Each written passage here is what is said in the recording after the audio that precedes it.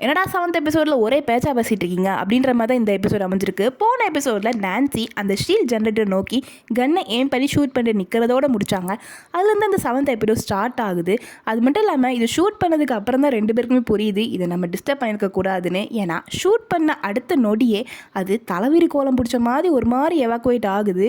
இதை தெரிஞ்ச அடுத்த செகண்டே நான்சியும் ஜானத்தனையும் தூக்கி எரியுது. இந்த இம்பேக்ட் கீழே இருக்க ஸ்டீவன் டஸ்டினுக்குமே தெரியுது.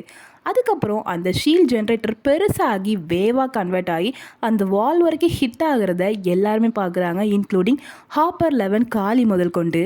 அப்படி ஹாக்கிங்ஸில் பார்த்தீங்கன்னா எரிக்கா அவளோட பிளானை எக்ஸிக்யூட் பண்ணுறதுக்காக டஸ்டினோட சாரை வந்து மீட் பண்ணுறாங்க. அங்கே பார்த்தா இது யாருன்னு தெரியுதா? லைப்ரரியன் கூட நம்ம சார் இருக்காரு. பொம்பளை சோக்கு கேட்குதாடா, பொம்பளை சோக்கு.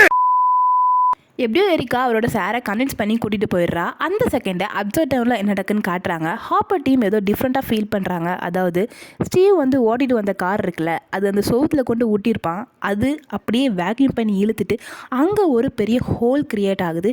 என்ன நடக்குது ஏது நடக்குதுன்னு யாருக்குமே புரியாத சமயத்தில் எல்லாமே வேக்யூம் பண்ணி இழுத்துக்கிட்டு இருக்க சமயத்தில் திடீர்னு ஒரு போர்ட்டல் க்ரியேட் ஆன உடனே 11 ஹாப்பர் காலி எல்லாருமே அது வழியே தப்பிச்சு போயிடுறாங்க.